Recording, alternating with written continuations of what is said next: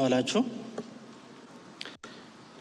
ክቡር ፕሬዝዳንት ታዬ አስቀስላሴ የኢፌዴሪ ፕሬዝዳንት፣ ክብርት ወይዘሮ ሜላትወርቅ ኃይሉ የኢትዮጵያ ብሔራዊ ምርጫ ቦርድ ዋና ሰብሳቢ፣ ኤክሰለንሲ አምባሳደር ባንኮሌ አዶዬ አፍሪካን ዩኒየን ኮሚሽነር ዋና ሰብሳቢ፣ ኤክሰለንሲ አምባሳደር ባንኮሌ አዶዬ አፍሪካን ዩኒየን ኮሚሽነር ፎር ፖለቲካል አፌርስ ፒስ ኤንድ ሴኪሪቲ፣ ክቡራን የተለያዩ ሀገራት አምባሳደሮች፣ የዓለም አቀፍ ድርጅት ተወካዮች፣ ክቡራን የዲሞክራሲ ተቋማት መሪዎች፣ ክቡራን የኢትዮጵያ ብሔራዊ ምርጫ ቦርድ የስራ አመራር ቦርድ አባላት፣ ክቡራን የተለያዩ የመንግስት የስራ ኃላፊዎች፣ የፖለቲካ ፓርቲ መሪዎች፣ የሲቪል ማህበረሰብ ድርጅት ተወካዮች፣ ኃላፊዎች፣ የኢትዮጵያ ብሔራዊ ምርጫ ቦርድ ባዘጋጀው የሰባተኛ ጠቅላላ ምርጫ አጠቃላይ ውጤት ማሳወቂያ ፕሮግራም ላይ በድጋሚ እንኳን በደህና መጣችሁ ለማለት ፈልጋለሁ። የኢትዮጵያ ብሔራዊ ምርጫ ቦርድ ሰባተኛ ጠቅላላ ምርጫ ድምፅ መስጫ ቀኑ ግንቦት 24 2018 ዓ.ም በማካሄድ ላለፉት 20 ቀናት በመራጮች የተሰጡ ድምጾችን የማዳመር፣ የማረጋገጥ፣ ለህዝብ ይፋ የማድረግ ተግባራትን ሲያከናውን ቆይቷል። የዛሬው ፕሮግራም ፓርቲዎች እና የግል እጩዎች ለህዝብ ተወካዮች ምክር ቤትና የክልል ምክር ቤቶች ያገኙትን በስራ አመራር ቦርዱ የተረጋገጡ የጸደቁ ውጤቶችን ይፋ ማድረጊያ መድረክ ነው። ፓርቲዎችና የግል እጩዎች አሸናፊ በሆኑባቸው ምክር ቤቶች ያገኙትን ውጤት ከማሳወቄ በፊት ክብርት የኢትዮጵያ ብሔራዊ ምርጫ ቦርድ ዋና ሰብሳቢ ወይዘሮ ሜላትወርቅ ኃይሉ በንግግራቸው የገለጹት እንደተጠበቀ ሆኖ በተጨማሪ በሰባተኛ ጠቅላላ ምርጫ የነበሩን ጠንካራ ጎኖች እንደዚሁም ያጋጠሙንን ተግዳሮቶች አጠር ባለመልኩ እንዳቀርብ ይፈቀድልኝ። ጠንካራ ጎኖች በሰባተኛ ጠቅላላ ምርጫ በአጠቃላይ 42 የፖለቲካ ድርጅቶች የተሳተፉ ሲሆን 8 ፓርቲዎች በአንድ ላይ በመቀናጀት 4 ፓርቲዎች በአንድ ላይ በመቀናጀት 4 ፓርቲዎች በአንድ ላይ ግንባር በመፍጠር የተሳተፉበት ነው። 80 የሚሆኑ የግል እጩዎች ሰባተኛ ጠቅላላ ምርጫ ላይ ተሳትፈዋል። ለምርጫው የተመዘገቡ መራጮች አጠቃላይ ቁጥር 54,057,861 ናቸው። ምርጫውን ለማስፈጸም በአጠቃላይ ከ350,000 በላይ የሆኑ ኢትዮጵያውያኖች ተሳትፈዋል። ቦርዱ ሰባተኛ ፍትሃዊ፣ ዲሞክራሲያዊ፣ አሳታፊ፣ ገለልተኝነቱ የተረጋገጠ አክሎ መስራትን ለማረጋገጥ ከባለድርሻ አካላት ጋር ሕግን ማዕከል ያደረገ ግንኙነት ሲያደርግ ቆይቷል። በዚሁ መሰረት ከፖለቲካ ፓርቲዎች ጋር ባለው ግንኙነት የፓርቲዎችን አቅም የማሳደግ፣ በሚወጡ ሕጎች ላይ እንዲሳተፉ ግብዓት እንዲሰጡ የማድረግ ስራዎች ተከናውነዋል። በምርጫውም ላይ ከ260,000 በላይ የሆኑ የፖለቲካ ፓርቲ ወኪሎች ፖለቲካል ፓርቲ ኤጀንትስ የመታዘብ ስራ ላይ እንዲሳተፉ ተደርጓል። ለመራጩ ህዝብ የስነ ዜጋና የመራጮች ትምህርት ለመስጠት ላመለከቱ እና መስፈርቱን ላሟሉ ለ169 ሀገር በቀል የሲቪል ማህበረሰብ ድርጅቶች ፍቃድ ተሰጥቷል። ከነዚህም ውስጥ 114 ለሚሆኑ የሲቪል ማህበረሰብ ድርጅቶች ቦርዱ የገንዘብ ድጋፍ አድርጓል። እንዲሁም 55 ለሚሆኑ የሲቪል ማህበረሰብ ድርጅቶች የምርጫ መታዘብ ፍቃድ የሰጠ ሲሆን አስተባባሪዎችን ጨምሮ ከ64,000 በላይ ታዛቢዎችን በማሰማራት ሰባተኛ ጠቅላላ ምርጫ እንዲታዘቡ ማድረግ ተችሏል። በተጨማሪም በህግ አግባብ የተጋበዙ የአፍሪካ ህብረት 63 ታዛቢዎች እንዲሁም የኢጋድ 26 ታዛቢዎች በአካል ምርጫውን ታዝበዋል። እንዲሁም 21 ሚስዮኖች፣ አንድ የውጭ ሀገር የምርጫ አስፈጻሚ ተቋም ምርጫውን ተመልክተዋል። ከዚሁ ጋር በተያያዘ 7ኛ ጠቅላላ ምርጫ በህግ አግባብ ሁነቱን ለመዘገብ 73 ለሚሆኑ መገናኛ ብዙሃን ፍቃድ የተሰጠ ሲሆን ከነዚህ መገናኛ ብዙሃን ውስጥ 1827 ጋዜጠኞች ባጅ ተሰጥቷቸው የዘገባ ስራ እንዲሰሩ ተደርጓል። ከነዚህም ውስጥ 15 የሚሆኑ መገናኛ ብዙሃኖች የውጭ መገናኛ ብዙሃኖች ሲሆኑ ከነሱም የተወከሉ 45 የውጭ ጋዜጠኞች ይህን ምርጫ እንዲዘግቡ ባጅ ተሰጥቷቸዋል። ሁለተኛው ጠንካራ ጎን ቦርዱ የሚያከናውናቸውን ስራዎች ዘመናዊና ውጤታማ እንዲሆኑ ቀድሞ የነበረውን አዋጅ ቁጥር 1162/2011 የተወሰኑ ክፍሎች እንዲሻሻሉ በማድረግ በአዋጅ ቁጥር 1394/2017 እንዲተካ ተደርጓል። በአዋጅ ውስጥ ያሉ ድንጋጌዎችን መነሻ በማድረግ ቦርዱ በ2018 10 መመሪያዎችን በማጽደቅ የምርጫ ስራ ግልጽ፣ ተገማች፣ ለዲሞክራሲያዊ የፖለቲካ ተሳትፎ የሚያመች እንዲሆን አድርጓል። በተለይም የዲጂታል መራጮች፣ የእጩዎች ምዝገባ፣ የቅሬታ አፈታት ስርዓት፣ የአስፈጻሚዎች ምልመላ ሂደት፣ የፖለቲካ ፓርቲዎች የገንዘብ ድጋፍ፣ በምርጫ ዘመን የነጻ የአየር ሰዓት ድልደላን በሚመለከት ዝርዝር ድንጋጌዎችን መመሪያዎች ውስጥ በማካተት የምርጫ ስራው ውጤታማ እንዲሆን ለማድረግ ተችሏል። ሶስተኛው ስኬት የኢትዮጵያ ብሔራዊ ምርጫ ቦርድ 7ኛ ጠቅላላ ምርጫ ለፖለቲካ ፓርቲዎች ምህዳር እኩል እንዲሆን ለማድረግ ካከናወናቸው ስራዎች ውስጥ የፖለቲካ ፓርቲዎች የክርክር መድረክ ለመጀመሪያ ጊዜ መዘጋጀቱ ነው። በምርጫው ላይ የሚሳተፉ የፖለቲካ ፓርቲዎች ፕሮግራማቸውን ለማህበረሰቡ በበቂ ማቅረብ እንዲችሉ እንዲሁም መራጩም ህዝብ በቂ መረጃ ኖሮት የሚፈልገውን እጩ መምረጥ እንዲችል የክርክር መድረኩ አጋዥ ነበር። የክርክር መድረኩ ገለልተኛ በሆኑ ባለሙያዎች እንዲመራ የክርክር አርዕስቶቹ ተጨባጭና የማህበረሰቡን የዕለት ተዕለት ኑሮ ጋር የሚገናኙ እና የፖለቲካ ፓርቲዎችን ፕሮግራም መሰረት ያደረጉ እንዲሆኑ በማድረግ እያንዳንዱ ክርክር 2 ሰዓት አካባቢ የሚወስድ በአጠቃላይ 19 የፖለቲካ ፓርቲዎች ክርክር ተዘጋጅቶ በተመሳሳይ ሰዓት በፕራይም ታይም በ7 መገናኛ ብዙሃን ለህዝቡ እንዲተላለፍ ማድረግ ተችሏል። ከ19ኙ ክርክሮች ውስጥ 14ቱ ክርክሮች በፌዴራል መንግስቱ የስራ ቋንቋ በአማርኛ የተካሄደ ሲሆን 5ቱ ክርክሮች በክልል መንግስታት የስራ ቋንቋ ማለትም በአፋን ኦሮሞ፣ በሶማሌኛ፣ በሲዳምኛ፣ በአፋርኛ ቋንቋዎች ተካሂዷል። በዚህም 32 የፖለቲካ ፓርቲዎች የተሳተፉ ሲሆን በክርክሩ ላይ ፓርቲዎቹ በድግግሞሽ እንዲሳተፉ በዋና መስፈርትነት የተወሰደው ፓርቲዎቹ ያቀረቡት የእጩ ብዛት እንዲሆን ተደርጓል። ከዚሁ ጋር በተያያዘ የፖለቲካ ፓርቲዎችና የግል እጩዎች በምርጫ ዘመን ከመገናኛ ብዙሃን ነጻ የአየር ሰዓት የማግኘት መብት ያላቸው ስለሆነ ለ7ኛ ጠቅላላ ምርጫ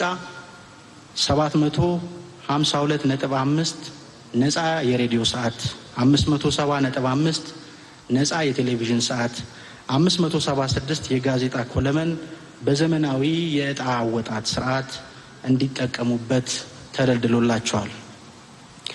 አራተኛው የምርጫ ስራ በዋናነት አስቻይ ሁኔታዎችን መኖርን ታሳቢ ያደረገ ሲሆን የጸጥታ ሁኔታውን እንዲሁም የፖለቲካ ምህዳሩ ምርጫን ለማካሄድ የሚያስችል መሆኑን ማረጋገጥ ያስፈልጋል።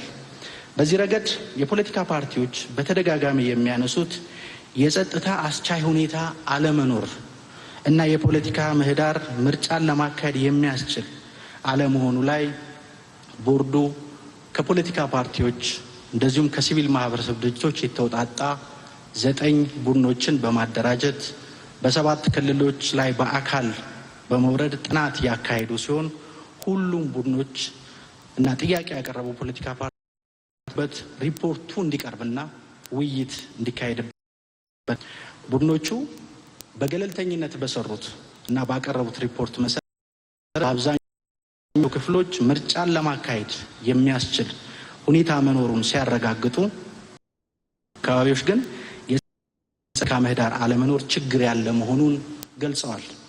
ቦርዱም የቀረበው ሪፖርት የራሱን መዋቅር በመጠቀም ያሉትን የጸጥታ ሁኔታዎችና የፖለቲካ ምህዳር አስቻይነቶች ላይ ውሳኔዎችን በመስጠት 7ኛ ጠቅላላ ምርጫ ማስፈጸም ተግባር ያከናውን የቆየ ሲሆን ገለልተኛ ቡድኑ እንዲደራጅ በማድረግ ሪፖርቱን መነሻ በማድረግ የምርጫ ስራውን የማስፈጸም ተግባር ማከናወኑ በስኬት ሊታይ የሚችል ነው።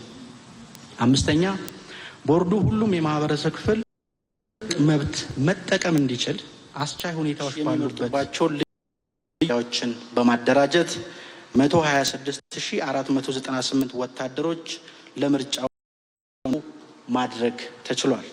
የሀገር ውስጥ ተፈናቃዮች የሚገኙባቸው አካባቢዎችንም ልዩ ምርጫ ጣቢያዎችን በማደራጀት 28632 የሀገር ውስጥ ተፈናቃዮች ለመምረጥ ማድረግ ተችሏል። በተጨማሪም 20122 የዩኒቨርሲቲ ተማሪዎች ለመምረጥ ተመዝግበዋል። ቦርዱ በመራጮች ምዝገባ ወቅት ባደረገው የሞኒተሪንግ ስራና ከፖለቲካ ፓርቲዎች በደረሰ ጥቆማ በምርጫ ጣቢያው የመራጮች ምዝገባን በመሰረዝ እንዲሁም የፖለቲካ ፓርቲ የሞኒተሪንግ ቲም በሰጠው ምክረ ሀሳብ መሰረት በጸጥታ ችግር ምዝገባ ያልተደረገባቸውን ምርጫ ጣቢያዎች ላይ በድምፅ መስጫ ቀን የመራጮች ምዝገባ እንዲደረግ ቦርዱ ወስኖ ምዝገባ አከናውኗል። 6ኛ እንደሚታወቀው የምርጫ ስራ ውስጥ የተለያዩ ሁነቶች ኢንሲደንትስ ሊከሰቱ ይችላሉ።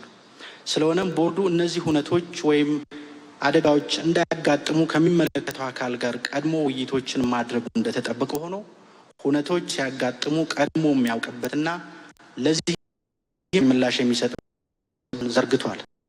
የቀድሞ ሁነቶች ወይም አደጋዎች ማሳወቂያ ስርዓት ኢርሊ ዋርኒንግ ሲስተም ሲሆን 7ኛ ጠቅላላ ምርጫ ላይ ስራ ላይ ውሏል። በተለይም በድምፅ መስጫ ዕለት ምርጫው ላይ አሉታዊ ተጽዕኖ የሚያደርሱ ማናች መነሻ በማድረግ ከሲቹዌሽን ሩም በመሆን ምላሽ በመስጠት ተግባራት ሲከናወኑ ቆይተዋል። ከዚሁ ጋር በተያያዘ በድምፅ መስጫ ቀን በተቋቋሙ የፖለቲካ ፓርቲ ክትትል ዴስክ፣ በምርጫ ወቅት በሴቶች ላይ የሚደርሱ ጥቃት መከታተያ ዴስክ፣ በምርጫ ታዛቢዎች መከታተያ ዴስክ እንዲሁም እያንዳንዱ በሚያስተባብሩ አስተባባሪዎች የሚመጡ ቅሬታ በቀጥታ በመቀበል ምላሽ የሰጠ ሲሆን በአጭር ቁጥር 7555 በቅድመ ማስጠንቀቂያ 6214 አጭር መስመሮች ክትትል በማድረግ ከድምፅ መስጫ ከተጠናቀቀ በኋላ የህግ ባለሙያዎችን በመመደብ ቅሬታዎችን ተቀብሎ እልባት ሰጥቷል። የምርጫን ፍትሐዊነት ከሚያረጋግጡ ጉዳዮች አንዱ ፈታት ስርዓት መዘርጋቱ ነው። በዚህ አግባብ በምርጫ ክልል ደረጃ የሚቀርቡ ቅሬታዎችን በማስተናገድ ቀልጣፋ እና ጥራት ያለው ውሳኔ ሊሰጡ የሚችሉ 663 የሚሆኑ የምርጫ ክልል ቅሬታ ሰሚ ኮሚቴ በማደራጀት ሲሰራ ቆይቷል። ቦርዱ ያከናወነውና ለቀጣይ ስራዎች መሰረት የሚሆነው ሌላኛው ጉዳይ ከድምፅ መስጫው ዕለት በፊት እንዲሁም በድምፅ መስጫው ዕለት በማደራጀት ወደ ምርጫ ጣቢያዎች ሄደው ሪፖርት እንዲያደርጉ የክትትል ቡድኖቹ የተፈጸሙ የምርጫ ህግ ጥሰቶችን በማስረጃ አስደግፈው እንዲያቀርቡ በማድረግ ለጥሰቶቹ በቦርዱ በኩል የእርምት እርምጃዎች እንዲወሰዱ ሲደረግ ቆይቷል።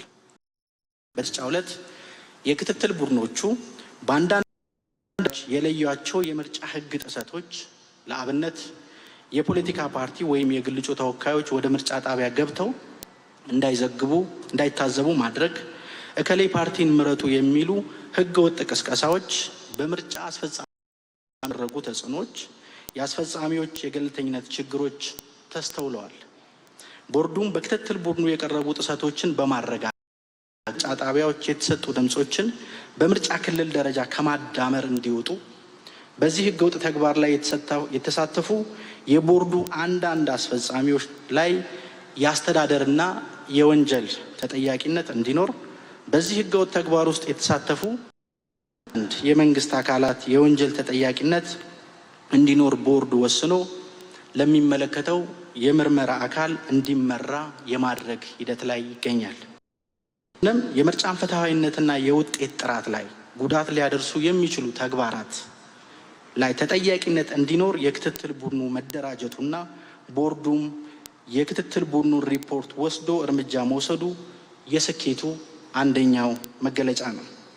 8ኛ ቦርዱ በድምፅ መስጫ ዕለት ከድምፅ አሰጣጥ፣ ከውጤት ቆጠራ፣ ከማዳመር፣ ከውጤት ማሳወቅ ጋር በተያያዙ በፖለቲካ ፓርቲዎችና በግል እጩዎች የሚቀርቡ ቅሬታዎችን በፍጥነትና በጥራት በመመርመር ውሳኔ ለመስጠት እንዲያስችለው በምርጫ ሕግ ላይ በቂ ልምድና እውቀት ያለው ከአሁን በፊትም ከቦርዱ ጋር የስራ ግንኙነት ያላቸውን ባለሙያዎች ያቀፈ ጣሪ ጉባኤ ሲሰራ ቆይቷል።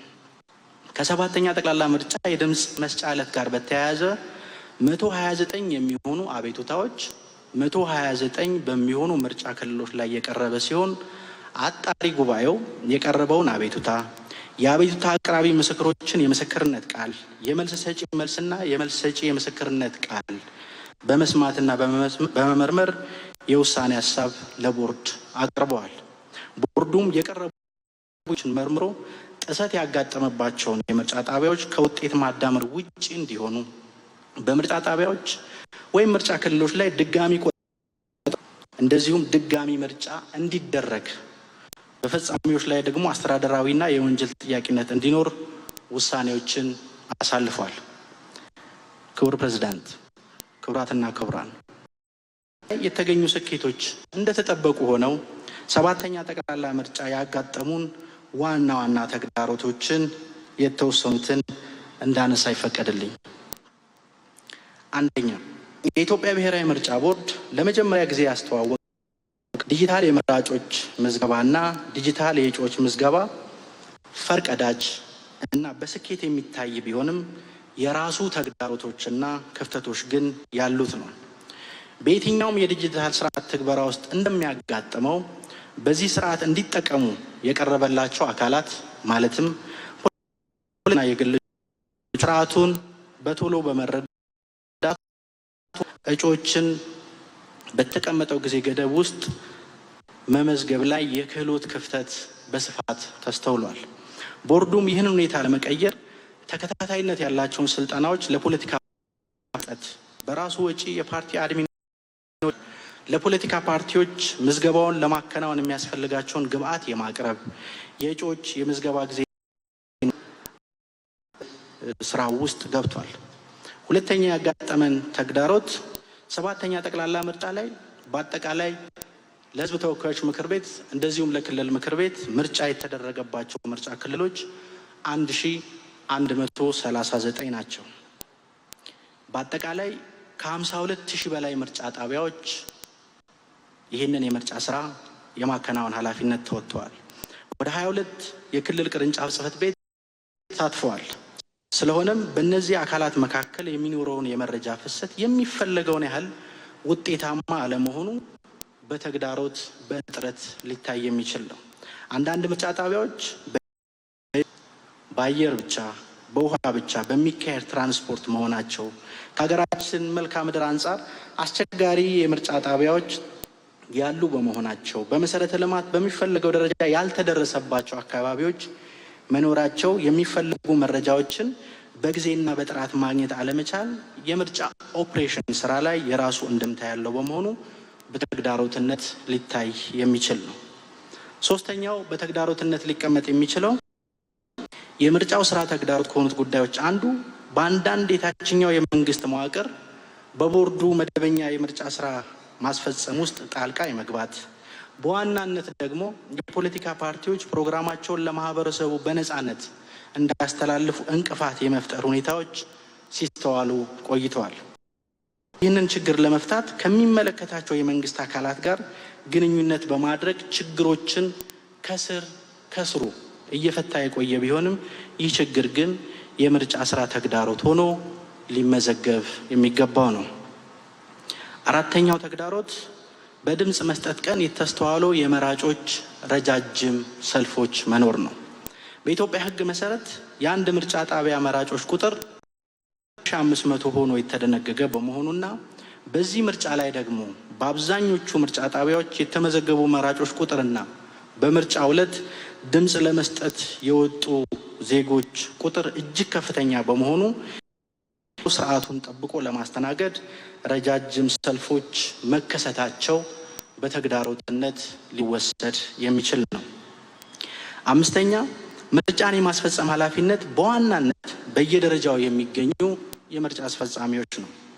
የምርጫ አስፈጻሚዎች ገለልተኝነት፣ ብቃት እና መሰል እሴቶች ላይ ለማጥራት ቦርዱ የአስፈጻሚዎችን ዝርዝር ለፖለቲካ ፓርቲዎች ቀድሞ አስተያየት እንዲሰጡ በማድረግ በተለይም የገለልተኝነት ችግር አለባቸው የተባሉ አስፈጻሚዎችን የቅጥር ውል አለመስጠት፣ በሂደትም የገለልተኝነት ችግር ያለባቸውን አስፈጻሚዎች ከስራ የማሰናበት ተግባር የተፈጸመም በሂደት በተለይም የድምፅ መስጫ ዕለት አንዳንድ የገለልተኝነት ችግር ያለባቸው አስፈጻሚዎች መኖራቸው ሲረጋገጥ እንዲተኩ የማድረግ ስራ ተከናውኗል። በተጨማሪም የምርጫ ስራ ከፍተኛ ቴክኒካል ብቃት የሚፈልግ በመሆኑ በዚህ ረገድ በአንዳንድ ምርጫ ጣቢያዎች ላይ ጉልህ የሆነ አሞላልና ውጤት ማዳመር ችግር ያጋጠመበት ሁኔታ አለ። ስለሆነም በተወሰኑ ምርጫ አንዳንድ አስፈጻሚዎች የገለልተኝነትና የብቃት ችግር መስተዋሉ በተግዳሮትነት ሊወሰድ የሚችል ጉዳይ ነው። ክቡር ፕሬዝዳንት፣ ክቡራትና ክቡራን፣ የሰባተኛ ጠቅላላ ምርጫ ውጤት በዝርዝር ከመግለጼ በፊት ዛሬ ከሚቀርበው ውጤት ውጪ የተደረጉ ምርጫ ክልሎችን እንደሚከተለው አቀርባለሁ። ጉልህ የሆነ የድምፅ አቆጣጠርና ውጤት አሞላል ችግር በማጋጠሙ ድጋሚ ቆጠራ የሚካሄድባቸው ምርጫ ክልሎች: ብርብር ምርጫ ክልል፣ ደቡብ ኢትዮጵያ ክልል የሕዝብ ተወካዮች ምክር ቤት፣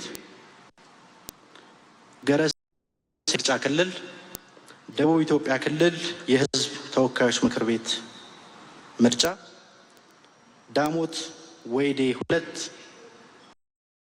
ደቡብ ኢትዮጵያ ሕዝቦች ደቡብ ኢትዮጵያ ክልል የሕዝብ ተወካዮች ምክር ቤት ምርጫ፣ ሀገረ ሰላም ምርጫ ክልል፣ ሲዳማ ክልል የሕዝብ ተወካዮች ምክር ቤት ምርጫ፣ ጨኮ ምርጫ ክልል፣ ሲዳማ ክልል የሕዝብ ምክር ቤት ምርጫ፣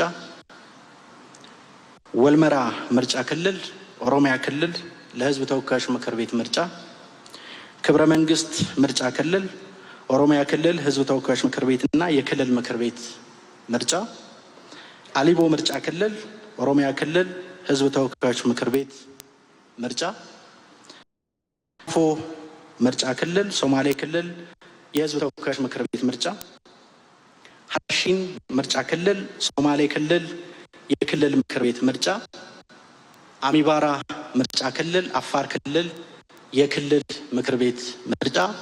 በእነዚህ የተጠቀሱት ምርጫ ክልሎች ላይ ለሚመለከታቸው ምክር ቤቶች ድጋሚ ቆጠራ ቦርዱ ወስኖ የሚከናወን ይሆናል ማለት ነው። ሁለተኛ፣ በሀላባ 1 ምርጫ ክልል በማዕከላዊ ኢትዮጵያ የሚገኝ ምርጫ ክልል ነው። ለክልል ምክር ቤት ምርጫ በዚህ ምርጫ ክልል ተወዳዳሪ የፖለቲካ ፓርቲ ቅሬታ በማቅረቡ በቦርዱ ውሳኔ የተሰጠው ድምፅ በድጋሚ እንዲቆጠር የተወሰነበት ምርጫ ክልል ነው። ሶስተኛ፣ ጉልህ የሆነ የምርጫ ሕግ ጥሰት መፈጸሙን ቦርዱ በማረጋገጡ ድጋሚ ምርጫ የሚካሄድባቸው ምርጫ ክልሎችን እጠቅሳለሁ። ጉልህ የሆነ የምርጫ ሕግ ጥሰት መፈጸሙን ቦርዱ በማረጋገጡ ድጋሚ ምርጫ የሚካሄድባቸው ምርጫ ክልሎች: ሶሮ 1 ማዕከላዊ ኢትዮጵያ ክልል የሕዝብ ተወካዮች ምክር ቤት፣ ጠምባሮ ምርጫ ክልል ማዕከላዊ ኢትዮጵያ ክልል የሕዝብ ተወካዮች ምርጫ የሕዝብ ተወካዮች ምክር ቤት ምርጫ፣ ሀርገሌ ምርጫ ክልል ሶማሌ ክልል የክልል ምክር ቤት፣ ዳሮር ምርጫ ክልል ሶማሌ ክልል የክልል ምክር ቤት ምርጫ፣ ሀዲጋላ ምርጫ ክልል ሶማሌ ክልል የክልል ምክር ቤት ምርጫ፣ አዋሬ ምርጫ ክልል ሶማሌ ክልል የክልል ምክር ቤት ምርጫ፣ ዳራቶሌ ምርጫ ክልል ሶማሌ ክልል የክልል ምክር ቤት ምርጫ፣ ባቱ ዝዋይ ምርጫ ክልል ኦሮሚያ ክልል ለህዝብ ተወካዮችና ለክልል ምክር ቤት ምርጫ፣ ቤጊ ምርጫ ክልል ኦሮሚያ ክልል ለህዝብ ተወካዮች ምክር ቤትና ለክልል ምክር ቤት ምርጫ፣ አሮሬሳ ምርጫ ክልል የህዝብ ተወካዮች ምክር ቤት ምርጫ፣ ጨንቻ ምርጫ ክልል ደቡብ ኢትዮጵያ ለክልል ምክር ቤት ምርጫ ድጋሚ ምርጫ የሚካሄድባቸው የምርጫ ክልሎች ናቸው ማለት ነው። ስለሆነም ከዚህ በላይ ያሉ ምርጫ ክልሎች ከዚህ በታች ባለው ውጤት ውስጥ ያልተካተቱ መሆኑን እየገለጽን የኢትዮጵያ ብሔራዊ ምርጫ ቦርድ በህገ መንግስቱ አንቀጽ 102 በአዋጅ ቁጥር 1133 ህዝባር 2011 አንቀጽ 7 እንዲሁም በአዋጅ ቁጥር 1160 ህዝባር 2011 አንቀጽ 62 መሰረት የሰባተኛ ጠቅላላ ምርጫ የህዝብ ተወካዮች ምክር ቤትና የክልል ምክር ቤቶችን ውጤት እንደሚከተለው ይፋ እናደርጋለን። እንድገልጽ ይፈቀድልኝ።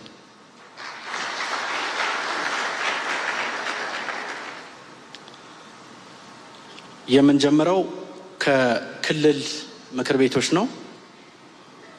ከክልል ስንጀምር ሀረሪ ክልል ለዚህ ለሰባተኛ ጠቅላላ ምርጫ የተመዘገቡ መራጮች ቁጥር 199,910 ነው።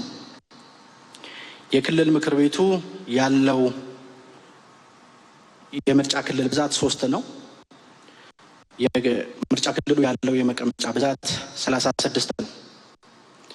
አሸናፊ የሆኑ የፖለቲካ ፓርቲዎች ከ36ቱ ክልል የክልል ምክር ቤት ብልጽግና ፓርቲ 32፣ የኢትዮጵያ ብሔራዊ አንድነት ፓርቲ 1፣ ነጻነትና እኩልነት ፓርቲ 1፣ ጀማል አባጋሮ አህመድ የግል እጩ ተወዳዳሪ ናቸው 1፣ የሀረሪ ዲሞክራሲያዊ ድርጅት 1 ድምፅ በማግኘት 36ቱን የክልል ምክር ቤቱን መቀመጫ አሸንፈዋል። ሁለተኛ ማዕከላዊ ኢትዮጵያ ነው። ማዕከላዊ ኢትዮጵያ ለዚህ ምርጫ የተመዘገቡ መራጮች ቁጥር 2,340,664 ነው። ይቅርታ፣ የሀረሪው ላይ ከተመዘገቡ 199,910 መራጮች ውስጥ በድምፅ መስጫ ዕለት በምርጫ ጣቢያ በመገኘት ድምፃቸውን የሰጡት 99 ከመቶ ነው፣ ተርናውቱ ማለት ነው። ሁለተኛ ማዕከላዊ ኢትዮጵያ ነው። ማዕከላዊ ኢትዮጵያ የተመዘገቡ መራጮች ቁጥር 2,340,664 ነው። የክልል ምክር ቤቱ ያለው የመቀመጫ ብዛት 35 ነው። ቅድም በጠቀስኩት ምክንያት ውድድር የተደረገባቸው ውጤታቸው አሁን የሚታወቀው 34 የምርጫ ክልሎች ናቸው። ከ34ቱ የምርጫ ክልሎች ውስጥ ውድድር የተደረገባቸው 170 የሚሆኑ መቀመጫዎች ናቸው። ከነዚህ 170 መቀመጫዎች ውጤቱን እንደሚከተለው አቀርባለሁ። በማዕከላዊ ኢትዮጵያ ካሉ 170 የክልል ምክር ቤት መቀመጫዎች ውስጥ ብልጽግና ፓርቲ 143 መቀመጫዎችን አግኝቶ አሸንፏል። ኢዜማ ፓርቲ 12 መቀመጫዎችን አግኝቷል። ነጻነትና እኩልነት ፓርቲ 7 መቀመጫዎችን አግኝቷል። ትብብር ለኢትዮጵያ አንድነት 3 መቀመጫዎችን አግኝቷል። ጎጎት ለጉራጌ አንድነትና ፍትህ ፓርቲ 3 መቀመጫዎችን አግኝቷል። የወሎ ህዝቦች ዲሞክራሲያዊ ፓርቲ 1 መቀመጫ አግኝቷል። የወለኔ ህዝብ ዲሞክራሲያዊ ፓርቲ 1 መቀመጫ አግኝቷል። ማዕከላዊ ኢትዮጵያ ውስጥ ለምርጫው ከተመዘገቡ መራጮች ውስጥ 96 ከመቶ የሚሆኑት መራጮች በድምፅ መስጫው ዕለት በመገኘት ድምፃቸውን ሰጥተዋል። ሶስተኛ የሲዳማ ክልል ነው። የምርጫ ክልሎች ብዛት 19 ነው። የመቀመጫ ብዛት 190 ነው። እነዚህ 190 መቀመጫዎችን ያሸነፉ የፖለቲካ ፓርቲዎቹን እገልጻለሁ። ብልጽግና ፓርቲ 175 መቀመጫዎችን አሸንፏል። የኢትዮጵያ ፌዴራላዊ ዲሞክራሲያዊ አንድነት መድረክ 8 መቀመጫዎችን አሸንፏል። ሲዳማ አንድነት ፓርቲ 3 መቀመጫዎችን አሸንፏል። የሲዳማ ሕዝብ አንድነት ዲሞክራሲያዊ ድርጅት 1 መቀመጫ አሸንፏል። ባልደራስ ለእውነተኛ ዲሞክራሲ 1 መቀመጫ አሸንፏል። የኢትዮጵያ ዲሞክራቲክ ህብረት 1 መቀመጫ አሸንፏል። የመላው ሲዳማ ሕዝብ ዲሞክራሲያዊ አንድነት ፓርቲ 1 መቀመጫ አሸንፏል። ለዚህ ምርጫ በሲዳማ ክልል የተመዘገቡ የመራጮች ቁጥር 2,023,037 ሲሆን በድምፅ መስጫው ዕለት ከነዚህ ውስጥ 97 ከመቶ የሚሆኑት በመገኘት ድምፃቸውን ሰጥተዋል። አራተኛው ሶማሌ ክልል ነው። የክልል ምክር ቤት ከክልል ምክር ቤት ውስጥ አጠቃላይ የክልል ምክር ቤቱ 72 የምርጫ ክልሎች አሉት። ከ72 የምርጫ ክልሎች ውስጥ ቀደም በጠቀስኳቸው በድጋሚ ቆጠራና ድጋሚ ምርጫ መሰረት 6ቱ እንዲወጡ ተደርጎ የ66ቱን ውጤት አሁን የምንገልጽ ነው የሚሆነው። አጠቃላይ ያለው የመቀመጫ ብዛት አሁን ውጤት የሚገለጽበት 252 መቀመጫዎች ናቸው በ66ቱ የምርጫ ክልሎች ማለት ነው። አሸናፊ የሆኑት ወይ ደግሞ መቀመጫ ያገኙት ፓርቲዎች ብልጽግና ፓርቲ በሶማሌ ክልል ካሉ የምክር ቤት መቀመጫዎች ውስጥ ከ252 ብልጽግና ፓርቲ 214 መቀመጫዎች አግኝቷል። የኡጋዴን ብሔራዊ ነጻነት ግንባር 20 መቀመጫዎች አግኝቷል። ነጻነትና እኩልነት ፓርቲ 13 መቀመጫዎች አግኝቷል። የሶማሌ ፌዴራሊስት ፓርቲ 2 መቀመጫዎችን አግኝቷል። የግል እጩ የሆኑት አህመድ አርሻድ አሊኑር 1 መቀመጫ አግኝተዋል። የምዕራብ ሶማሌ ዲሞክራቲክ ፓርቲ 1 መቀመጫ አግኝተዋል። ህብረት ለዲሞክራሲና ለነጻነት ፓርቲ 1 መቀመጫ አግኝተዋል። በሶማሌ ክልል ለ7ኛ ጠቅላላ ምርጫ የተመዘገቡ መራጮች 5,012,913 ሲሆን ከነዚህ ውስጥ በድምፅ መስጫው ዕለት 94 ከመቶ የሚሆኑት ተገኝተው ድምፃቸውን ሰጥተዋል። ሌላኛው የምጠቅሰው 5ኛ ቤኒሻንጉል ጉሙዝ ክልል ነው። የክልል ምክር ቤቱ የምርጫ ክልሎች ብዛት 20 ነው። ምክር ቤት ውስጥ ያሉ መቀመጫዎች ብዛት የክልል ምክር ቤት ውስጥ ያሉ መቀመጫዎች ብዛት 165 ነው። ከነዚህ 165 የምክር ቤት መቀመጫዎች ውስጥ ብልጽግና ፓርቲ 145 መቀመጫዎች አግኝቷል። የጉሙዝ ሕዝብ ዲሞክራሲያዊ ንቅናቄ 14 መቀመጫዎች አግኝቷል። የቤኒሻንጉል ሕዝብ ነጻነት ንቅናቄ 5 መቀመጫዎች አግኝቷል። የግል እጩ የሆኑት ጌታቸው ወዲሻ ጊሻዲ 1 መቀመጫ አግኝተዋል። 6ኛ አማራ ክልል ነው። የክልል ምክር ቤቱ የምርጫ ክልሎች ብዛት 129 ነው። የክልል ምክር ቤቱ ያለው የመቀመጫ ብዛት 294 ነው። ይሁንና በተወሰኑ ምርጫ ክልሎች ምርጫ ባለመደረጉ ውጤት የሚገለጸው የ277 የምክር ቤቱ መቀመጫዎች ነው ማለት ነው። ስለሆነም ከ277 የክልል ምክር ቤቱ መቀመጫዎች ውስጥ ብልጽግና ፓርቲ በአማራ ክልል 257 መቀመጫዎች አግኝቷል። የአማራ ዲሞክራሲያዊ ኃይል ንቅናቄ 4 መቀመጫዎች አግኝቷል። ኢዜማ ፓርቲ 3 መቀመጫዎች አግኝቷል። የአማራ ብሔራዊ ንቅናቄ 2 መቀመጫዎች አግኝቷል። የኢትዮጵያ ብሔራዊ አንድነት ፓርቲ 1 መቀመጫ አግኝቷል። የቅማንት ዲሞክራሲያዊ ፓርቲ 1 መቀመጫ አግኝቷል። አርጎባ አንድነት ጀበርቲ 1 መቀመጫ አግኝቷል። ሰላም ለኢትዮጵያ ጥምረት 1 መቀመጫ አግኝቷል። ትብብር ለኢትዮጵያ አንድነት 1 መቀመጫ አግኝቷል። የወሎ ሕዝቦች ዲሞክራሲያዊ ፓርቲ 1 መቀመጫ አግኝቷል። ነጻነትና እኩልነት ፓርቲ 1 መቀመጫ አግኝቷል። በአማራ ክልል የተመዘገቡ መራጮች ብዛት 10,876,829 ሲሆን በድምፅ መስጫው ዕለት ከነዚህ ውስጥ 95 ከመቶ በምርጫ ጣቢያ በመገኘት ድምፃቸውን ሰጥተዋል። አዲስ አበባ የክልል ምክር ቤት የምርጫ ክልል ብዛት 10 ነው። አጠቃላይ የክልል ምክር ቤቱ መቀመጫ ብዛት 158 ነው። ከ158 የክልል ምክር ቤቱ የአዲስ አበባ ክልል ምክር ቤት መቀመጫዎች ያገኙትን አካላት ፓርቲዎች እና የግል እጩዎችን እንደሚከተለው አቀርባለሁ። ብልጽግና ፓርቲ ከ158 የከተማው የክልል ምክር ቤት መቀመጫ ውስጥ 134 አግኝቷል። ኢዜማ ፓርቲ 8 መቀመጫዎችን አግኝቷል። አንድ ኢትዮጵያ ዲሞክራሲያዊ ፓርቲ 4 መቀመጫዎችን አግኝቷል። ህዳሴ ፓርቲ 2 መቀመጫዎችን አግኝቷል። የኦሮሞ ነጻነት ግንባር 2 መቀመጫዎችን አግኝቷል። ትብብር ለኢትዮጵያ አንድነት 2 መቀመጫዎችን አግኝቷል። ሰላም ለኢትዮጵያ ጥምረት 2 መቀመጫዎችን አግኝቷል። የወላይታ ህዝቦች ነጻነት ንቅናቄ 1 መቀመጫ አግኝቷል። የአማራ ብሔራዊ ንቅናቄ 1 መቀመጫ አግኝቷል። የወሎ ህዝቦች ዲሞክራሲያዊ ፓርቲ 1 መቀመጫ አግኝቷል። ዳንኤል ጌታቸው ጋርደው የግል ተወዳዳሪ እጩ ናቸው። 1 መቀመጫ በአዲስ አበባ ከተማ የክልል ምክር ቤት ላይ አግኝተዋል። በአዲስ አበባ ከተማ አጠቃላይ የተመዘገቡ መራጮች ብዛት 1,957,676 ሲሆኑ ከነዚህ ውስጥ በምርጫ ጣቢያ በመሄድ ድምጻቸውን የሰጡ 96% መራጮች ናቸው ማለት ነው። ሌላኛው አፋር ክልል ነው። አፋር የክልል ምክር ቤት ያለው መቀመጫ ብዛት 32 ነው። ቅድም በጠቀስኩት አግባብ አንድ የክልል ምክር ቤት እንዲወጣ ተደርጎ በ31 የክልል የምርጫ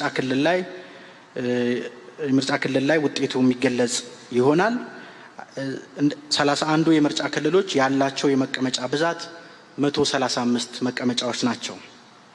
ከነዚህ 135 መቀመጫዎች የተለያዩ ፓርቲዎች ያገኙትን መቀመጫ ብዛት እገልጻለሁ።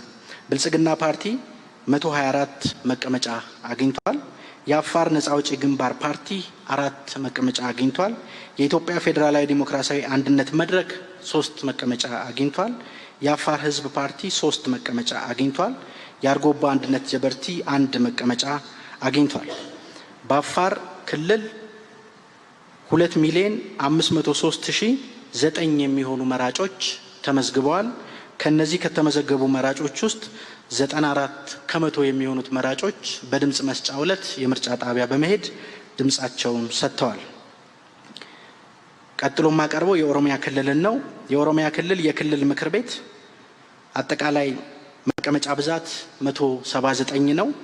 ቅድም በጠቀስኩት ምክንያት የ3 ምርጫ ክልሎችን ስናወጣ አሁን በእጃችን ላይ ያለው የ176 የምርጫ ክልሎች ውጤት ነው።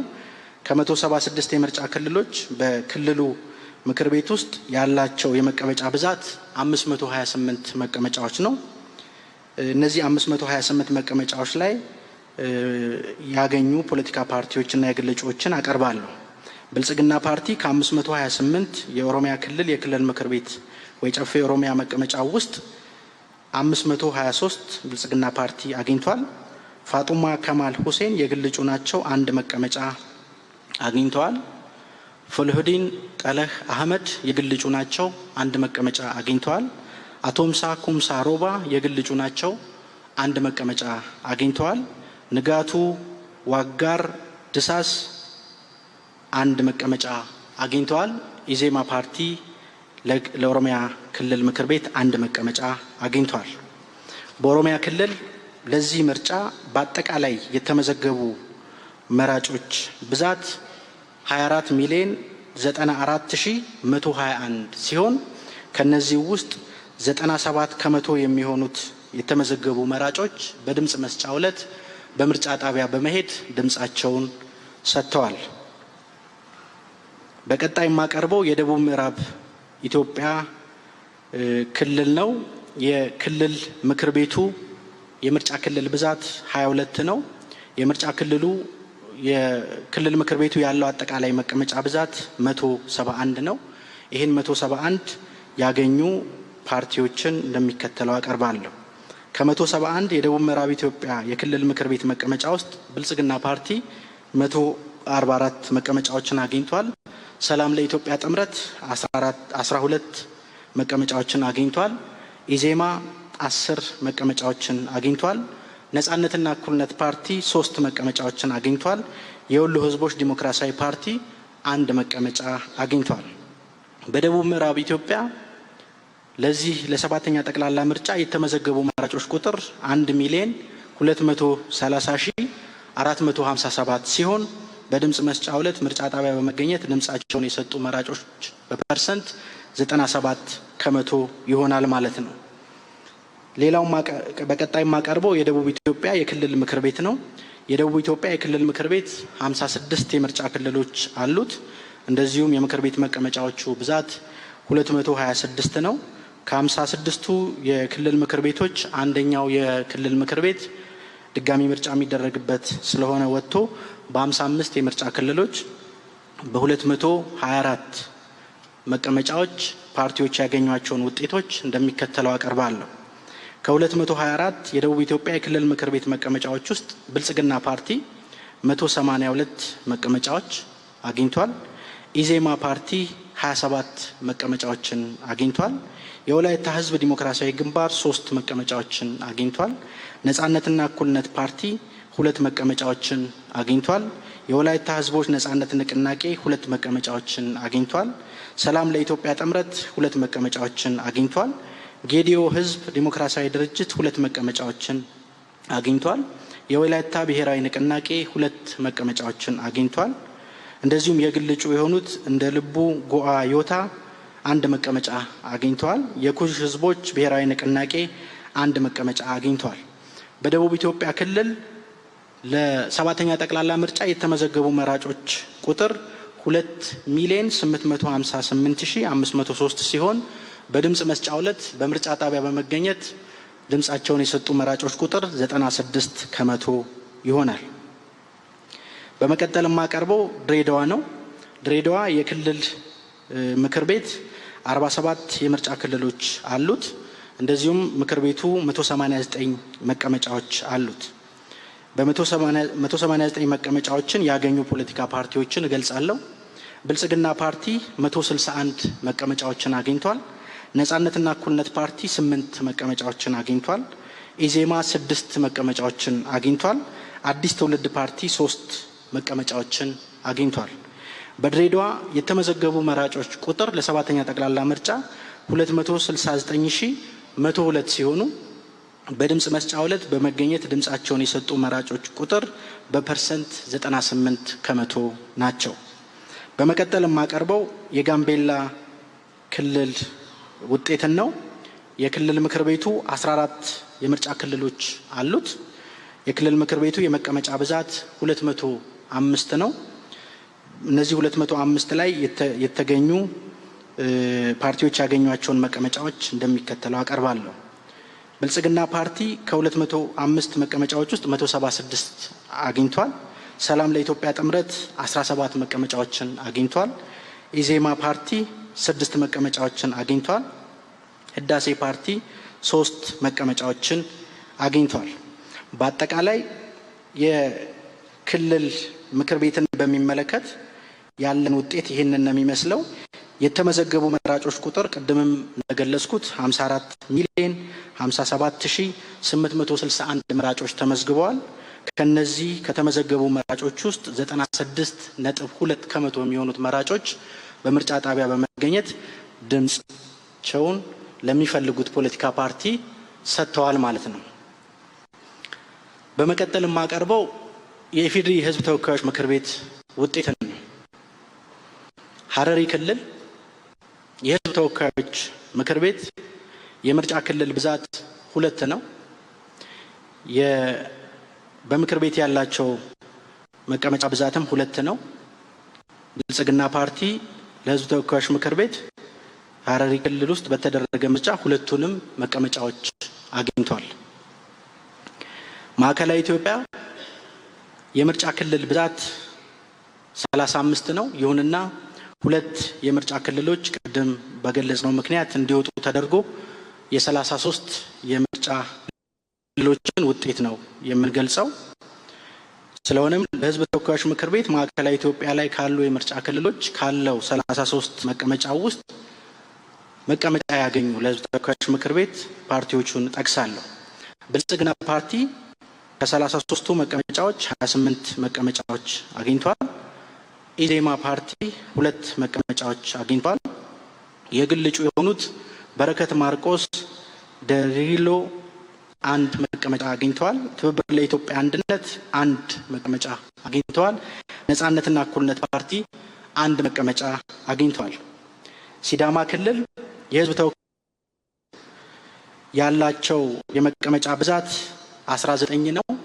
ይሁንና 3 የምርጫ ክልሎች ቅድም በጠቀስኩት ምክንያት እንዲወጡ ተደርጎ የ16ቱን የምርጫ ክልሎች ውጤት ነው የምገልጸው። እነዚህ 16ቱ የምርጫ ክልሎች በህዝብ ተወካዮች ምክር ቤት ያላቸው የመቀመጫ ብዛት 16 ነው። እነዚህን 16 የመቀመጫ ብዛት ያገኙ ፖለቲካ ፓርቲዎችን እገልጻለሁ። ብልጽግና ፓርቲ 13 መቀመጫዎች አግኝቷል። ህዝብ ተወካዮች ምክር ቤት ከሲዳማ ክልል። የኢትዮጵያ ፌዴራላዊ ዲሞክራሲያዊ አንድነት መድረክ 3 መቀመጫዎችን አግኝቷል። የሶማሌ ክልል የህዝብ ተወካዮች ምክር ቤት አጠቃላይ ያለው መቀመጫ 23 ነው። ከ23ቱ ቅድም በጠቀስኩት ምክንያት አንድ የምርጫ ክልል ውጤት ሳይካተት የ22ቱ ምርጫ ክልሎች የ22ቱ መቀመጫዎች ውጤት ገልጻለሁ። ሶማሌ ክልል ለህዝብ ተወካዮች ምክር ቤት ብልጽግና ፓርቲ 19 መቀመጫዎች፣ የኡጋዴን ብሔራዊ ነጻነት ግንባር 1 መቀመጫ፣ የሶማሌ ፌዴራሊስት ፓርቲ 1 መቀመጫ፣ ህብረት ለዲሞክራሲ ለነጻነት ፓርቲ 1 መቀመጫ ህዝብ ተወካዮች ምክር ቤት አግኝተዋል። ቤኒሻንጉል ጉሙዝ ክልል የህዝብ ተወካዮች ምክር ቤት የምርጫ ክልል ብዛት 9 የመቀመጫ ብዛት 9። እነዚህን 9 መቀመጫዎች ያገኙ ፓርቲዎች ብልጽግና ፓርቲ 8፣ የጉሙዝ ህዝብ ዲሞክራሲያዊ ንቅናቄ 1 መቀመጫ ህዝብ ተወካዮች ምክር ቤት ውስጥ አግኝተዋል። አማራ ክልል የህዝብ ተወካዮች ምክር ቤት ምርጫ የተካሄደባቸው 130 የምርጫ ክልሎች ናቸው።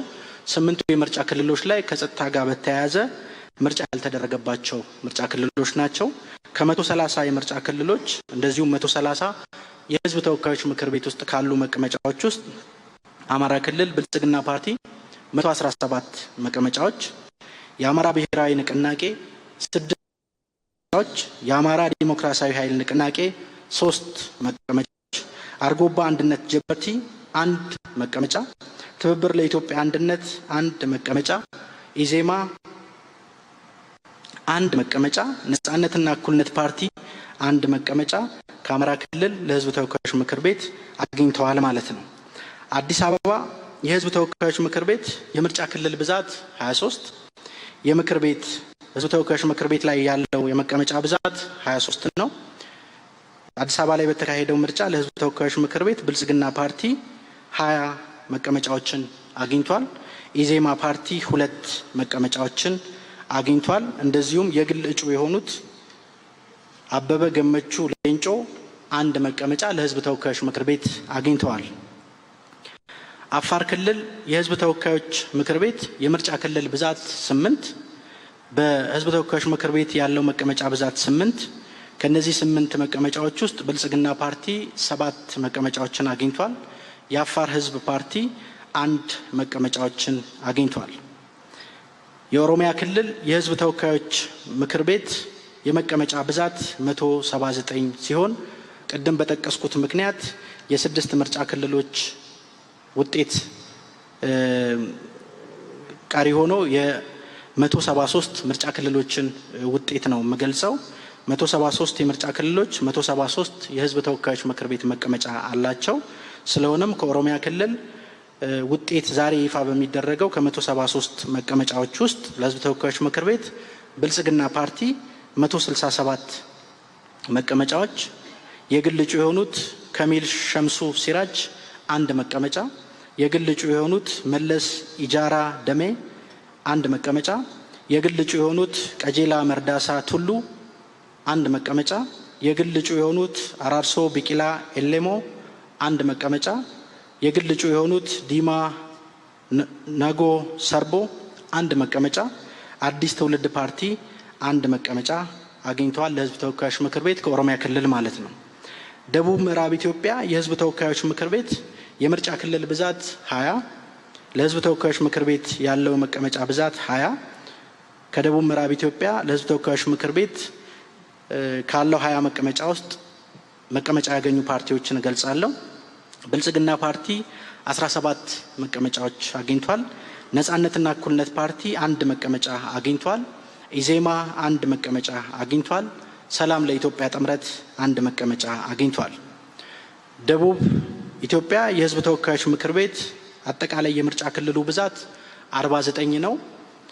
ቅድም በገለጽኩት ምክንያት 4 የምርጫ ክልሎች ወጪ ሆኖ 45 የምርጫ ክልሎች ላይ የተገኘውን ውጤት ገልጻለሁ። ስለሆነም የደቡብ ኢትዮጵያ ህዝብ ተወካዮች ምክር ቤት ላይ ካለው 45 መቀመጫ ውስጥ ፓርቲዎች ያገኟቸውን ውጤቶች እንደዚህ መግለጫዎች ያገኟቸውን ውጤቶች እንደሚከተለው ገልጻለሁ። ብልጽግና ፓርቲ ከ45ቱ መቀመጫዎች 35 መቀመጫዎች፣ ኢዜማ 7 መቀመጫዎች፣ የግል እጩ የሆኑት መስፍን ኤልታሞ ኢቻ 1 መቀመጫ፣ የወላይታ ህዝብ ዲሞክራሲያዊ ግንባር 1 መቀመጫ፣ የጌዲዮ ህዝብ ዲሞክራሲያዊ ድርጅት 1 መቀመጫ አግኝተዋል። በመቀጠል የምገልጸው የድሬዳዋ ውጤት ነው። የድሬዳዋ የህዝብ ተወካዮች ምክር ቤት የምርጫ ክልል ብዛት 2 የምክር ቤት ብዛት 2 ነው። በዚህ በድሬዳዋ ከተማ ለህዝብ ተወካዮች ምክር ቤት 2ቱንም መቀመጫዎች ያገኘው የብልጽግና ፓርቲ ነው ማለት ነው። በጋምቤላ ህዝብ የህዝብ ተወካዮች ምክር ቤት የምርጫ ክልል ብዛት 3 የምክር ቤት መቀመጫ ብዛት 3 ይህንንም በጋምቤላ ክልል ለህዝብ ተወካዮች ምክር ቤት 3ቱንም መቀመጫዎች ያገኙት የብልጽግና ፓርቲ ይሆናል ማለት ነው። ስለሆነም የ7ኛ ጠቅላላ ምርጫ የህዝብ ተወካዮች ምክር ቤት እንደዚሁም የክልል ምክር ቤት ምርጫ ውጤት ይሄንን ይመስላል። ወንበር ላገኛችሁ ላሸነፋችሁ ፖለቲካ ፓርቲዎች መልካም እድል እንመኛለን። በዚሁ ጨርሰናል። እናመሰግናለን።